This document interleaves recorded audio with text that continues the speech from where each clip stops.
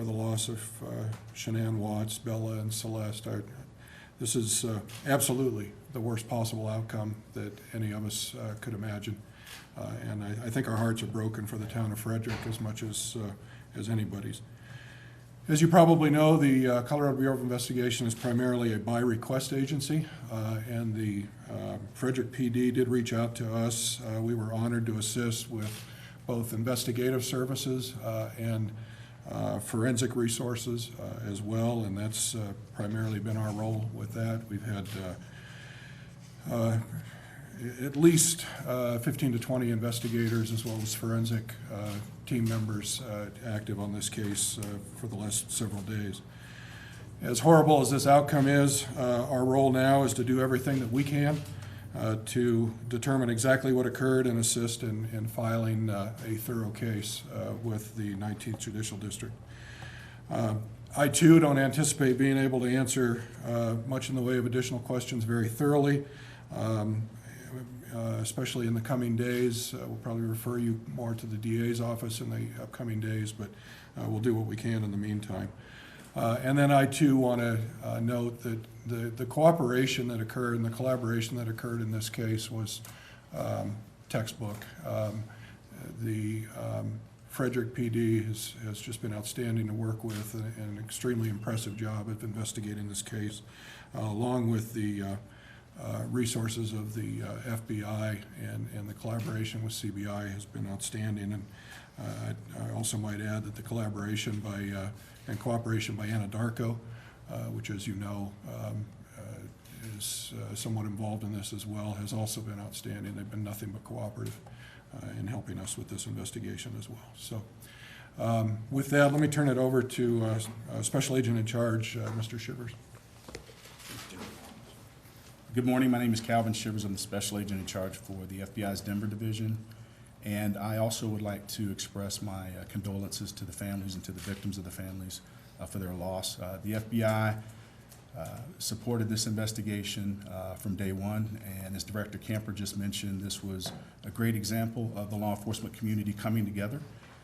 Unfortunately, it was not the outcome that we were looking for. But again, the support of all the state, and local, and federal partners is critical to making our community safe. Thank you. Okay, thank you, Kelvin. Like I said yesterday, we will not jeopardize any part of this investigation. However, today we will take some questions, but no details will be released that will jeopardize anything. Okay. Sir. Yeah, Jace Wesson with Channel 7 here. Have you been able to recover the bodies? Oh, please. At this point, we have been able to recover a body that we're quite certain is Shanann Watts' body. We have strong reason to believe that we know where the bodies of the children are, and recovery efforts are in process on that. And you mentioned Anadarko. Is it fair to say that these were recovered on Anadarko property? Yes, that's correct. Yes. Has he given you any indication, and we know, and I have reported that you guys have spoken with him, has he given you any indication as to why he might have allegedly committed these crimes? And that part, Jace, we just can't get into any comments that may or may not have been made by an individual in an interview. That really would jeopardize Has he been cooperative with you? So, and I can't even give you an assessment of that. I apologize.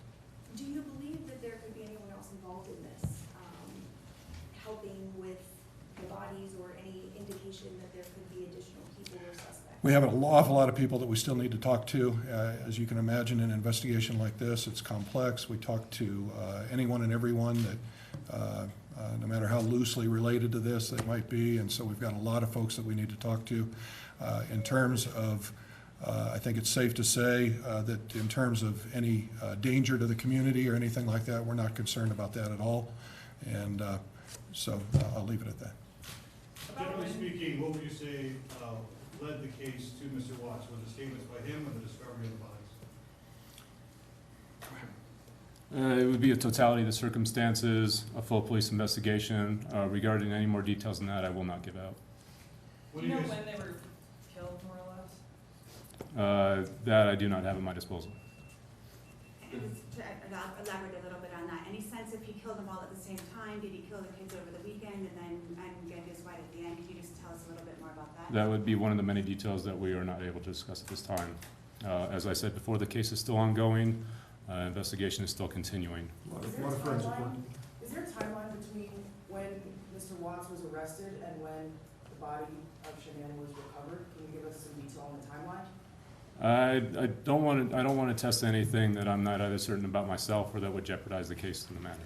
The victim's family on social media has said that he confessed to the murders. Can you confirm that? Again, that would be a detail that I would not be able to disclose at this time. Can you talk personally about the toll this case has taken on the town of Frederick, on your officers, on the team? Absolutely. That is a question I can't answer. And it's been earth-shattering. Our small department, 20-plus officers, we've been working around the clock on this, and it's something that we've been working with the community, with the command staff, with the town of Frederick themselves, obviously the media, you find people, and it's been nonstop. And I don't want to say that there's no end in sight, but it's certainly ongoing. Can you talk about, I know that the family is located on the East Coast, mainly for Shanann, just kind of bringing them here and kind of how you guys are working with the family? Out of respect to the family, I don't want to disclose anything about their personal lives. Thank you, though. Mr. Rourke, any idea on when information on this case will be unsealed? The affidavit in support of warrantless arrest was sealed last night at our request by a district court judge. We did so that we could finish up a few of the investigative steps.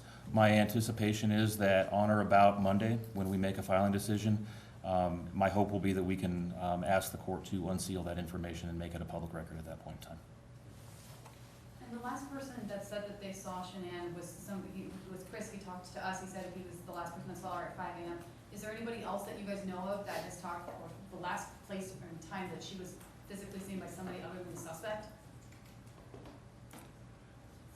Again, I think it's safe to say that that's, all part of developing a timeline in a case like this, of many, many people to talk to. And so anything that you hear like that, are certainly things that we check into, but then we also try to verify and talk to others and really complete that timeline as best we can. We heard she got back from a business trip. Have you guys worked with the airport at all to get tickets, surveillance video, anything like that? Yeah, so again, it'd be one of those details that I just don't want to disclose. Let's take about 2 more questions, guys. Okay? Shannon's body was found at the property van at Arco, but is there any reason to believe that she was killed elsewhere, just dropped off there? We can disclose that her body has been located. However, I can't say anything further than that. Since you can talk about the manner of death, that's something that does get released. Can you share that with us? Manner of death would be undetermined at this time. We don't want to speculate anything or rule anything out. I think that's enough for today, guys, and I thank you all for coming. Again, I'd like to thank all the agencies in charge that helped us out, and a good day to you all. Thank you.